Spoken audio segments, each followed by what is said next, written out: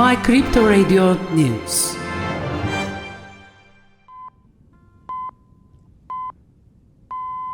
Before the Fed's interest rate decision tomorrow evening, the highly anticipated U.S. inflation data for May has been announced. Annual inflation was 4%. Core inflation was 5.3% against the expectations of 5.2%. These figures will also be effective in a decision of the Fed, which is expected to stop raising interest rates tomorrow. The Fed, which has taken steps to reduce inflation, is expected to end interest rate hikes in the short and medium term and even to switch to interest rate cuts as of the fourth quarter of 2023. The speech that Fed Chairman Powell will deliver tomorrow night on the course of this policy will also be very important. To remind you, the unemployment rate, another data closely related to interest rate decisions, was announced as 3.7% in May. Demis, which is a social media application created on the Nostr protocol and also has a tip feature with Bitcoin, received a threat of being kicked out from Apple if some improvements, including the Bitcoin tip feature, are not updated within 40 days. Demis will be removed from the App Store. In a statement made by Demis, it was stated that thanks to this feature, there is no sale of any services or goods, only a tip button. In a statement, it was also written that if this is removed from the App Store, Demis will become a dead platform for applications that want to develop on Lightning. U.S. Congressmen Warren Davidson and Tom Emmer introduced bills to impeach Jerry Gensler and restructure the SEC. Davidson stated that a bill they presented aims to correct the ongoing abuses of power and provide protection that will benefit the market for years to come. It's time for real reform and firing Jerry Gensler, Davidson said. American investors and industry deserve clear and consistent oversight, not political games, said Tom Emmer.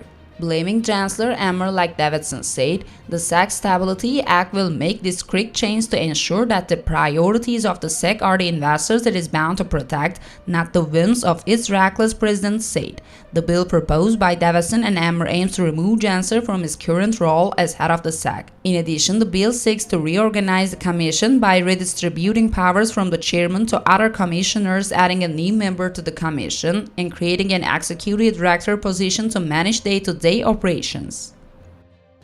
Binance's U.S. platform, Binance US, has officially submitted its first response to the Securities and Exchange Commission's allegations. Lawyers for BAM Trading, the official company of Binance US, responded to the allegations that client funds were mixed with funds controlled by Zero. The company holds its clients' fiat currencies and separate accounts with its banking partners, separate from any institutional funds, made its defense.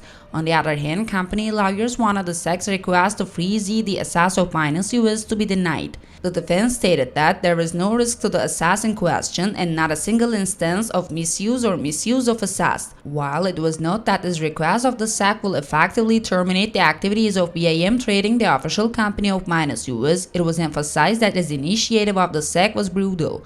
On the other hand, Binance US, which was sued by the U.S. Securities and Exchange Commission, added former SEC official George Canellos to its legal team. John Reed Stark, who chaired the Internet Enforcement Office at the SEC and spent more than 20 years at the institution, stated that another lawsuit could be filed against Binance in this assessment from his personal Twitter account.